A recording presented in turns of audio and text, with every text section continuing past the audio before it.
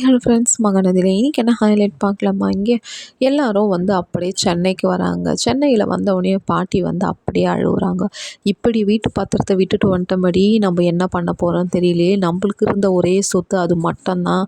நான் என்ன பண்ணி உங்களெல்லாம் கரையேற்ற போகிறேன்ட்டு எங்கள் பாட்டி அழுந்து நேக்கிற டைமில் கங்கா வந்து சொல்லும், என்ன இப்போ வீட்டு பத்திரம் இல்லைன்னா அந்த வீடு அவன் தான் சொந்தமாயிடுமா?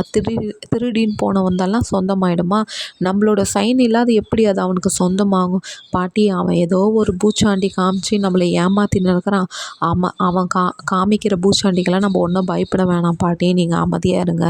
நாங்கள் இருக்கும்போது உங்களுக்கு என்ன பாட்டி பயம்ன்ட்டு இங்கே வந்து கங்கா ரொம்ப பாட்டிக்கு தெம்பு கொடுக்குற டைமில் காவேரி அப்படியே சோகத்திலே உட்காந்துருப்பாங்க.